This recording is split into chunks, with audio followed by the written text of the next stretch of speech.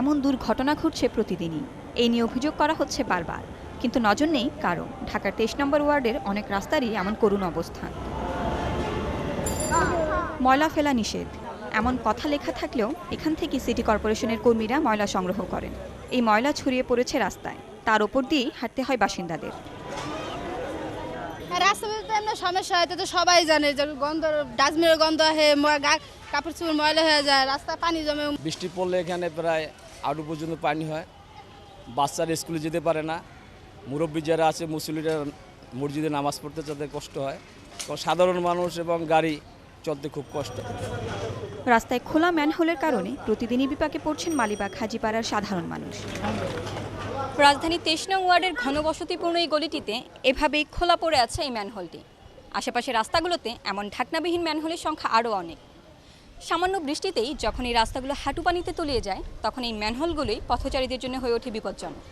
নানা দুর্ঘটনায় পড়েন সাধারণ মানুষ, বিশেষ করে শিশুরা।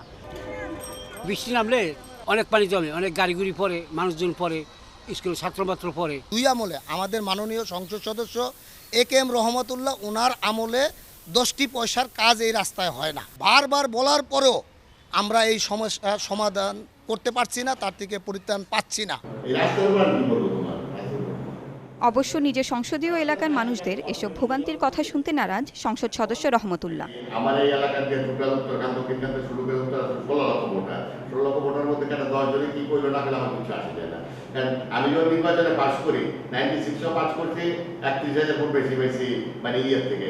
আবার এই বছর পাস করছি যে আমার অপোনেন্ট ক্যান্ডিডেট তার থেকে 1 লক্ষ ভোট বেশি পেয়েছি।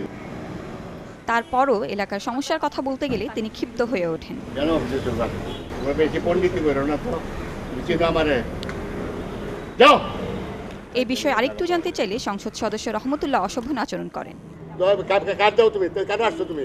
না তোমার পুলিশ। আমি তথ্য মন্ত্রণালয় কমিটির চেয়ারম্যান। তোমার মতো সাংবাদিক কত সাংবাদিক। লাভলি বিথি, যমুনা নিউজ, ঢাকা।